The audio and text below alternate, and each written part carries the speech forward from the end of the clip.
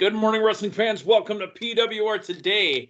It is Thursday morning. It's July 8th, 2021. The man they call Meathead, the returning Matthew Thomas. He's Matthew Thomas to watch in 2021.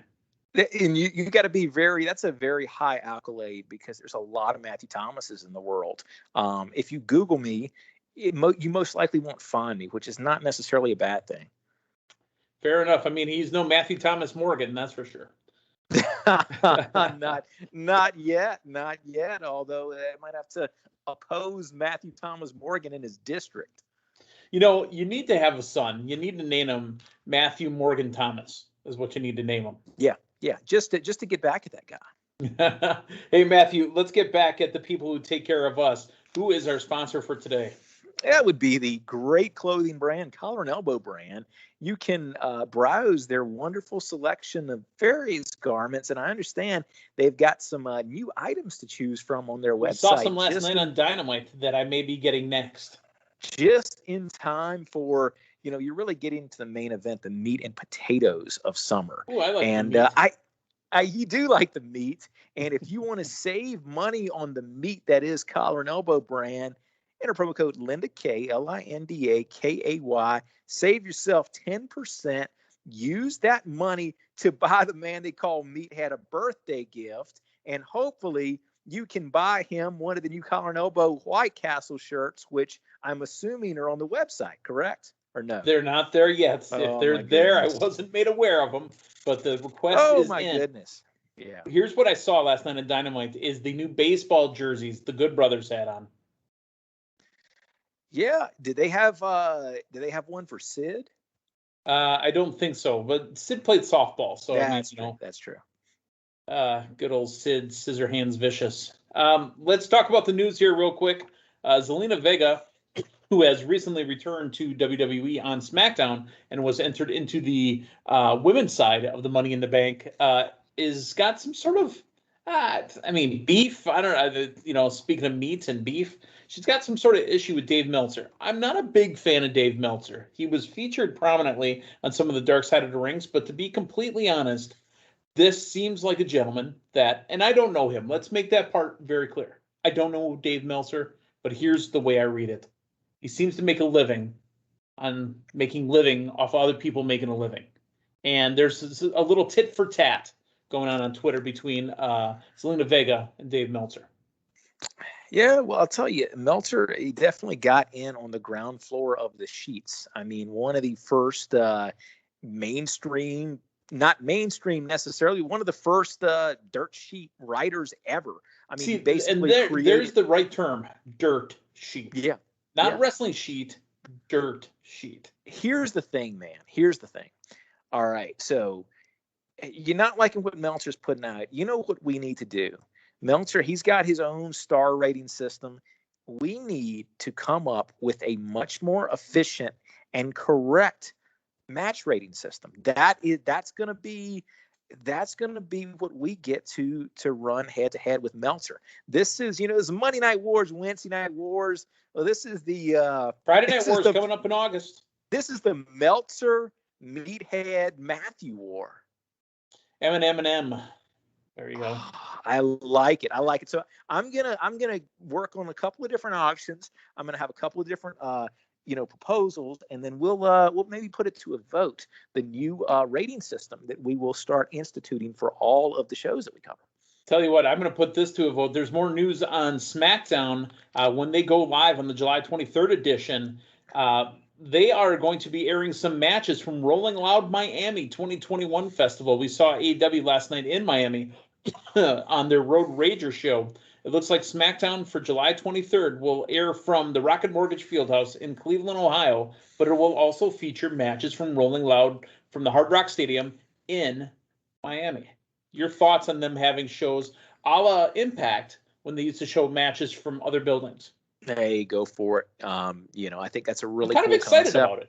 Yeah, we haven't seen it in a while. My only disappointment when you said Rolling Loud, I'm like, man, is this something kind of like a Road Wild? Are we going to get a biker show? That's a possibility. where they drown out the matches with their bikes. Yeah. There's something to be said for having a crowd at a wrestling show who knows nothing about anybody there.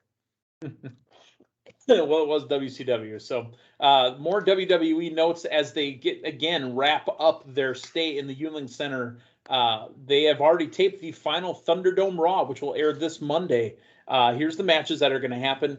WWE United States Champion Sheamus is back to once again take on Humberto Carrillo. Morrison and Ricochet in a Falls Count Anywhere match. Excited about that.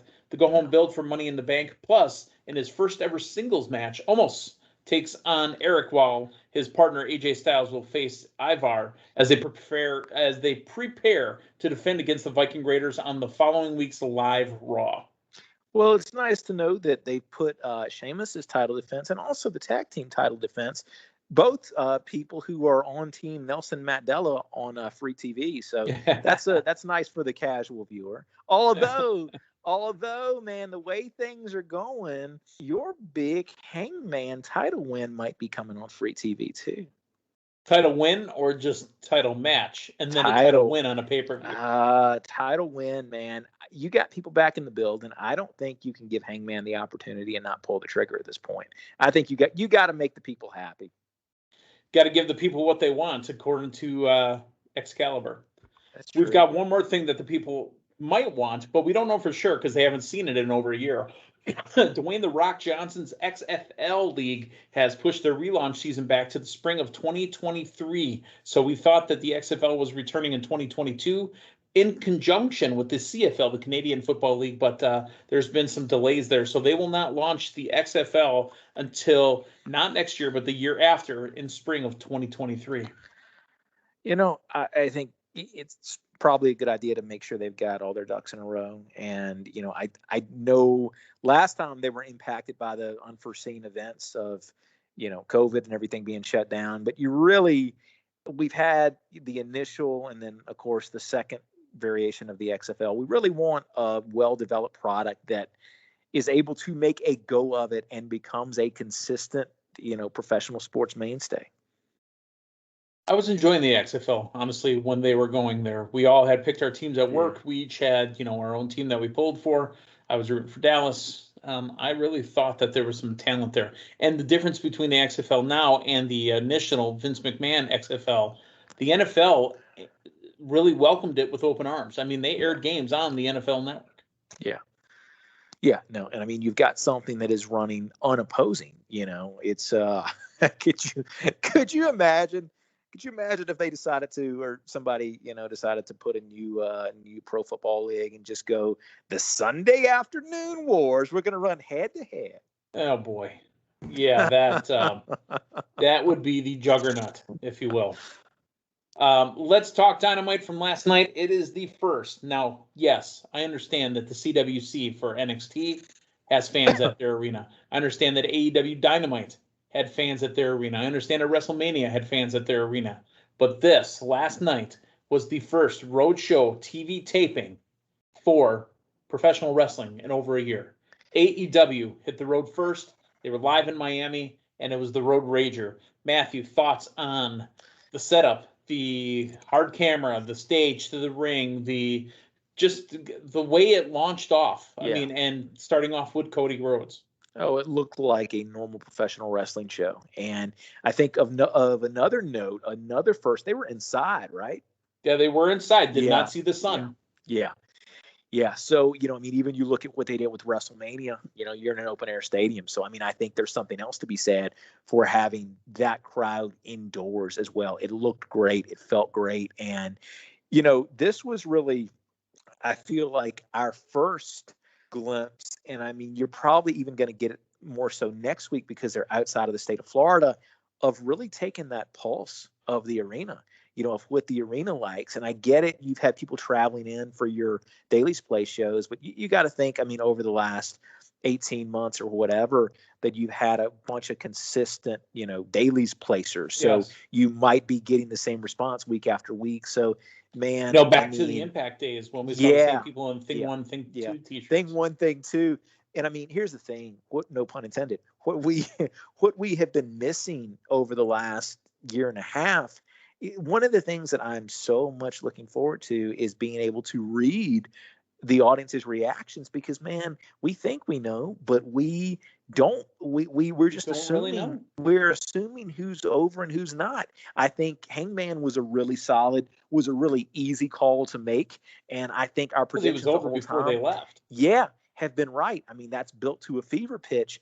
But what I really enjoyed last night, listening to the fans' response to Britt Baker's backstage interview, hearing the actual fresh audio on that, and even the ones that aren't necessarily going along with the narrative. I mean, there was appreciation for Omega last night, when he first came in. So just really kind of getting that, and then you take that over to the WWE brand. You've got a new champion in Bianca Belair. You've got a new champion in Rhea Ripley. And they're not new champions, Matthew. It's been 3 months. Yeah, exactly. But they're new to the crowd. What's the reaction going to be? And they're new to big crowds. Remember, these are NXT talents that are now on the big show that haven't consistently week after week wrestled in front of 20,000. Yep. What's going to be the reaction to, Lashley several months into his reign, and somebody who the audiences love to boo, but even the re-push of Drew McIntyre. Yeah, but has gotten over big time now. I think you're probably going to have one of the more positive reactions to Roman that you've ever had. And they don't want that. Exactly. That's exactly what they don't want. Right. So let's talk about Dynamite from last night. The opening match was the South Beach strap match. Cody Rhodes taking on QT Marshall. Is it Marshall or Marshall? He's Marshall to me, but I'm open to change my interpretation. Here's a question that I've had for these kind of matches forever, and it finally got answered in commentary. I'm watching this match, asking the same question during the whole thing. When does the count stop? Why does it stop? Yeah. They never explained it. Yeah. I finally heard that in commentary last night of how and why. And it's up to the discretion of the referee, which is a very not just that, Matthew. Up to discretion of the referee when progress stopped. Yeah, exactly. That made a world of sense for the professional wrestling world. So good on them for clarifying that. And, it seems like I've seen 100,000 strap matches recently. But let me ask you this: was that strap longer than the ones that you've seen recently? Yeah, they could go corner to corner. Yeah, because basically, man, like generally the visual that I typically associate with the victor of the strap matches is basically dragging his opponent from corner to corner. What we saw in this match, there was enough slack in that thing to where you could incapacitate somebody on one side of the ring, easily touch three sides. Yeah. So it was definitely a different, and psychologically, you've got you're still incapacitating the person. So, he either doesn't have the wherewithal to stop your progress or takes the slack out of the rope. But it was definitely a different visual than I'm accustomed to seeing in a strap match. One last piece on this match. The lights went out during this match, and the announcers were quick to say, "We apologize. There's been some storms in the area, technical difficulties." Matthew Thomas, keep that in mind while we go through this show. Yeah. I do want to go back while you mentioned that. The first thing that pops in my head is we're like 3 or 4 minutes into this opening match. How cool would it be to start off your first show back on the road with a bang? Lights go down, big thing happens, people go crazy. But they played it off very, very well. But at the same time, if you're a professional wrestling fan and you see this, you're like, did they play it off too well? Did they plan on that to happen? That was a very quick segue about the storm systems, that we're moving through. So, man, we'll get to it later. Stand back. There could be a hurricane coming through. I loved, what? I got to track that thing, man. I'm supposed to fly to North Carolina on Friday, and I think there's a system headed that way, right? If it travels northeast, yes, that system would be in the Carolinas by Friday. Okay. I'm actually flying into Virginia, then I'm driving south to North Carolina. This has been Matthew Thomas's weekend travel plans. So Shivani brings in Kenny Omega, who's accompanied by Don Callis. Holy smokes, the response for Don Callis. And then here comes the Dark Order. And to hear JR to say Cowboy Shiznit again, you know what? Adam Page is over huge. We know he's been over for a while. We know he's been over during the very lightly attended Daily's Place crowds, the pay-per-views. But this is a full house, and that house was jumping for Adam Page. Yeah, and the question here was, what we saw last week was they didn't bring him out. We saw him backstage. And I was hoping you're back on the road today. I'm hoping you're going to bring him out. I think my question in all of this has been when, where are we going for this match at? And is it is that where he wins it? Does he chase for a while? And, it's almost to a point now, it's like the cat's out of the bag. I think that the cat's in the cradle with a silver spoon too. So that's a very true statement. But the question becomes, when do you when do you put the title on Little Boy Blue? And that Little Boy Blue's Adam Page in this. Let's talk the trios match. Inner Circle, Jake Hager, Ortiz and Santana with Conan, taking on the Pinnacle, Cash Wheeler, Dax Hardwood, and Wardlow with Tully Blanchard. Great match. The Pinnacle wins it. I don't like how they make it look like Grandpa Conan. Conan gets in there with a mad ball and just gets jumped. Why, you damn kids, get off my lawn, Pinnacle! And then that's it. Yeah, no, it did what it needed to do. And that's the thing with Pinnacle and, with Pinnacle and Jericho's bunch, man. Inner Circle. That's right. I get too many stable names in my head.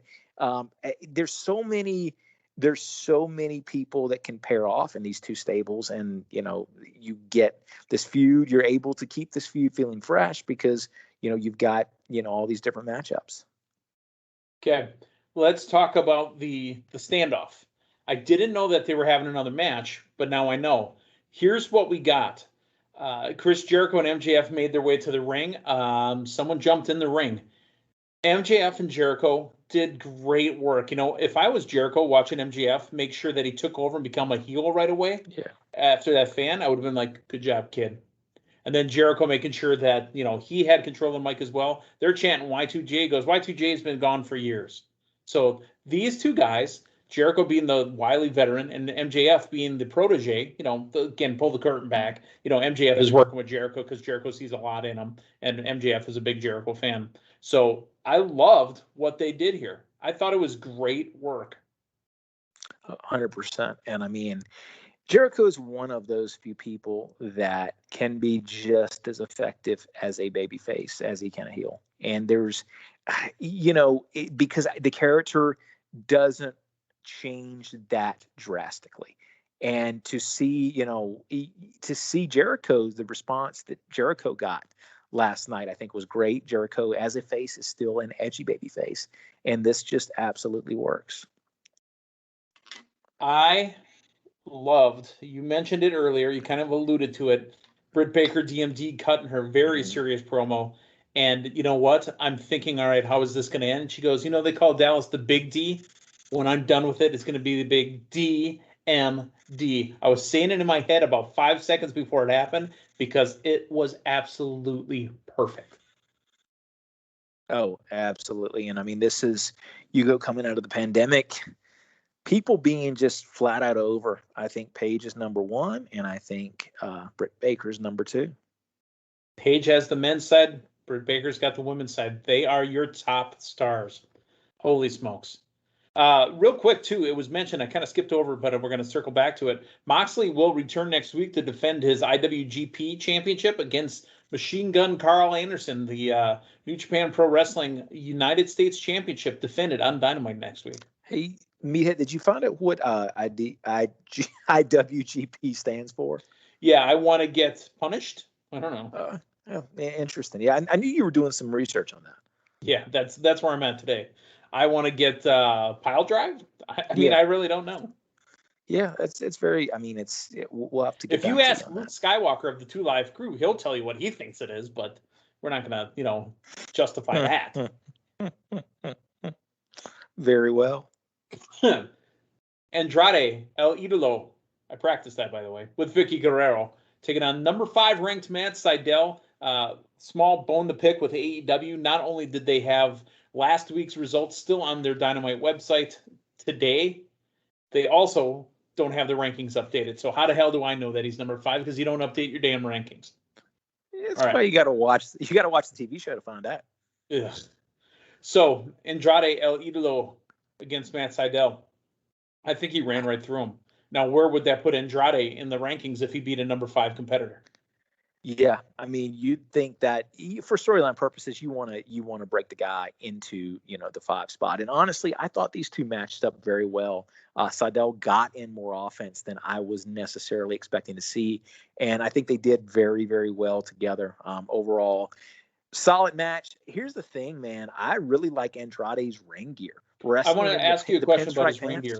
I like it too, but I think he needs to practice with it because tearaway suit like that. He struggled with it. That's all. Practice. Yeah, well, I mean, the tearaway suit takes some getting used to. It's not for novices. Cesaro had it forever, so it's not like it's brand new idea. You think it's the same one? You think he got it on loan from Cesaro? No, no. Cesaro's bigger body wise than he is, I believe. I mean, he could have taken it to somebody, or maybe put it on like washed it in hot water and dried it on high. I mean, that's how you do with suits, right? Yeah, that's exactly what I do with my suits. Let's talk about that reminds me, I've got to wash and dry my suit for this weekend. There you go. Let's talk about the big interview with Arn Anderson. I'm being facetious because we're going to interview Arn Anderson again? Huh. Let me ask you this: Did they come back from commercial and you see Tony with Arn and you're thinking, why is Arn in the ring? Why? Nothing against Arn, but no, I love Arn, but why is Arn in the ring? Interview with me? How about this crowd? Woo! Oh, okay. And then boom, the lights go out again. And it's Tommy. Hey, let me just circle back. Is that on our road back? Is that when Arn becomes? Does he become the crowd cheerleader with the T-shirt, gun, and the kiss cam? Yes, he's gonna run the kiss cam for AEW. All right, let's get back to the legitimate stuff. The lights go out and Tommy End is in the ring. This gentleman, formerly known as Alesiter Black, now will be known as Malachi Black, and I did not see it coming, and I love it. Yeah, no, this was a huge moment and one of the biggest, maybe since we've had somebody oppose WWE. Maybe, well, all right. Let me go back. Miro was a big get. Miro was not on the road. Matt Hardy was a big get. Matt Hardy was not on the road. Who else am I leaving out of the equation? Mark Henry, maybe Big Show. Yeah, Christian. Yeah. Maybe as far. Here's the thing. I don't think even when Miro jumped, it didn't feel as big as this because there's been so much talk about Aleister Black being let go, and it's been so much talk about just the whole strange aspect of the fact that you're building this guy vignettes. You're building this guy week after week. You actually have him. You got him in a main angle to go off air on the SmackDown. You've got him attacking Big E. He is a prime up and coming talent that you just dropped. When they cut him the next week. Exactly. We had seen things go south with Rusev for a while. I mean, Mark Henry and Big Show, they were out of the active competing limelight. This feels different because this feels like a very, very recent missed WWE opportunity. And then you know what? He's on the competitor show. It's not quite Luger working a main event at a house show and then showing up on Nitro, or it's close. Rick Rude. It's going to be very close, Matthew, because here's the thing. This very show, this very program yesterday morning, we had speculated, where's Aleister Black going to be? His wife now back in WWE on SmackDown. Will they tour the road together? And boom, the next night he's on the competitor show. Well, and that's what's cool, man. I mean, that was what, Friday night. So we go Friday night to Wednesday night, spouse on one show, what does that mean for the other one? Boom, on the other show. So we, I mean, I think folks were kind of thinking one thing. Look at the two main couples that are split between Dynamite and that's WWE. That's a solid point, man. You've got Charlotte Flair, who is in the main event mix for the Women's Championship with Andrade El Idolo. And then you've got Malachi Black and his wife, Zelina Vega, who will be in the Money in the Bank ladder match. Yeah, no, absolutely, man. Tell you what, down the road, wouldn't that be an interesting match for the TNT title? Could you imagine, man? And I mean, I like these guys, and I'm curious to see what they do with what's his name now? Who? Alesiter Malachi? Black. Yeah. Malachi Black. Okay. All right. It's gonna take me a little while to get Mr. Black. Hey, I've worked on mine. I've got Andrade El Idolo. I've got Penta Alesiter Miedo. I mean, I've got my names down. Yeah. I'm just gonna go Mr. Black, and so yeah, Mr. Black and Miro. That's what I want at some point. Okay. Well, AEW is all about the cage. You can't have the same name in WWE. That's why poor Nikki's getting turned into Nikki Ash. Yep. AEW just doesn't care. No, they give 0 Fs. All right. Ricky Starks cut a promo. He has his own personal security because he's not cleared, and he says he can't trust Brian Cage. Next week, he's going to wrestle for the FTW Championship. And he says to Taz, Hook, and Powerhouse Hobbs, he goes, the W in FTW stands for wife. And I'm talking about you, Brian Cage. I'm like, damn, that was dirty. Yeah. Wow. I'm kind of enjoying Taz just kind of being in the middle on this while you got, Cage doing his thing and Ricky Starks with his own personal security. I'm enjoying watching Taz during all of this. Mixed tag team match, Chris Statlander and Orange Cassidy take on the Blade and the Bunny. Orange Cassidy very smartly has Aubrey Edwards check the Blade for brass knucks, found him. Then later on in the match, Bunny slips Nux again to the Blade, knocks Orange Cassidy out, doesn't leave that face like he did the week before, but Chris Statlander gets the pin on the Bunny for the win. I think if I'm wrestling a guy called the Blade, I'm going to get her to check him for a knife as well. Yeah, and when he does have it, he's going to go, oh, that's not a knife. This is a knife. Sorry. So is the Blade Australian? No, but I just made him Australian. Yeah, that's cool. That's good. I think we've only ever seen the Blade and the Butcher like in actual meat cutting action one time. Remember? Yeah, when they were in the back. Yeah. Yep. That's what we need. Stuff. That's what we need from these guys, man. Hey, Matthew, I got a question for you. Dan Lambert, MMA promoter. Where have we seen him before? Was it Impact Wrestling? I'm not sure, but I know a Dan Lambert. Is that a different guy, Dan? No, Lambert? I think Dan Lambert was during the days of when Bobby Lashley showed up and he was working with MMA. Okay. Yeah. No, I'm being very legitimate. I believe Dan Lambert's been in wrestling before, and I want to say it was when Impact was still on. You might be right, man. You might be right. What a great promo! I mean, it was fantastic. No, I thought it was really good. He talks about how he likes to pop in his old VHS tapes and watch wrestling when it was real wrestling. As long as he's not sending me text messages of him pointing at his crotch. No, here's the thing with Dan Lambert's promo. He said everything that he hates or everything that he loves, and he said it in a backhanded way. Yeah. So what he was doing, he was popping the crowd. He's like, getting the crowd to chant AEW. AEW. I mean, he did a fantastic promo. No, absolutely. I kind of want to see him wrestle Tony Khan now. Nah. But what they used it for was a chance to get over Lance Archer going out with the blackout as Jake Roberts looks on from the ramp. So Dan Lambert takes a big bump from Lance Archer. And Archer's one of those guys, man, you need to make him look strong. He's a star. He's a stud. And one thing I will disagree with in AEW's recent booking, I think you kind of wasted. You kind of ran the risk of him losing a little bit of that star power by putting him up against Miro so quick. I think those two guys could have run in different circles, and you could have waited there and made them a little bit evenly more matched. I think Archer can be booked like a Miro at this point. Let's talk main event. Young Bucks, Matt and Nick Jackson, who only lasted 1 week with those ridiculous mustaches, kind of disappointed, against Eddie Kingston and Penta El Zero Miedo with Alex Abrahantes. I always get his name wrong. I'm going to have to work on his name too. Every time I see my little recap mention the Bucks, I'm getting a little upset. Our Milwaukee Bucks are in the NBA Finals down 1-0 to the Phoenix Suns, so it keeps throwing me off when I see Bucks. I'm expecting to hear about Giannis. No, different Bucks here. Yeah, the match, that Destroyer off the ring apron through the table. Yeah, caught me off guard because I was Yeah, walking back in with a sandwich going, whoa, what was that? And then I saw the replay about 5 times. I'm like, okay.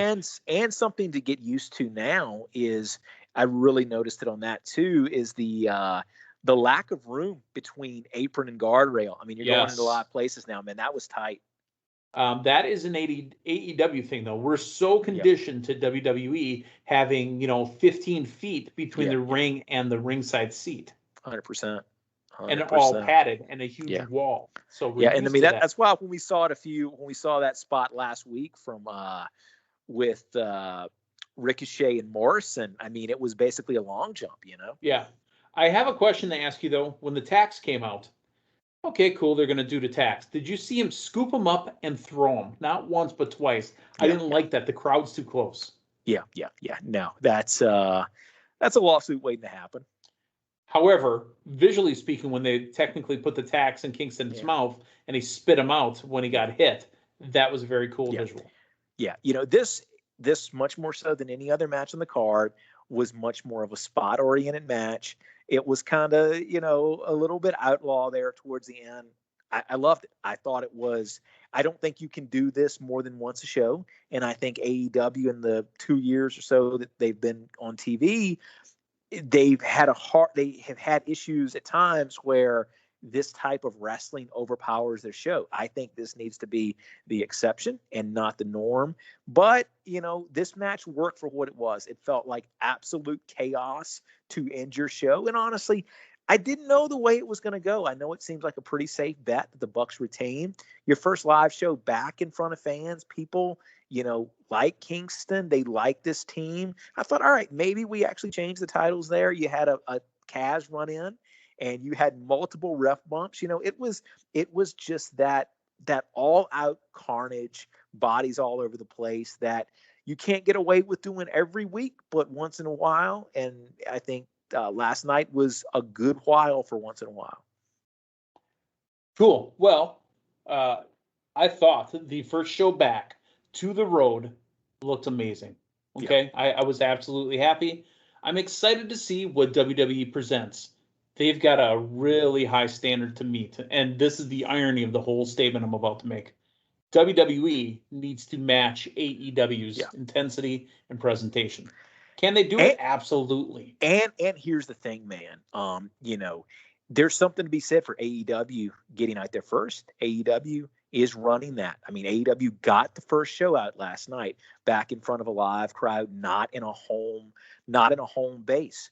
And so in a lot of ways, man, AEW, they have set this bar for what this post-pandemic wrestling is going to look like. And WWE's got a lot to meet with that. They've said it with presentation, and they've said it with, I said it last week after AEW, and I'm going to say it again after last night.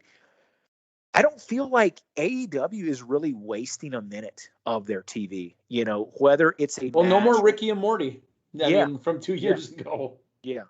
Whether it's a match or whether it's just, like something we got with Britt Baker backstage or Ricky Stark's piece, like everything is advancing something to some degree. And I want to get here something that I think we're starting to see actually rub off in WWE.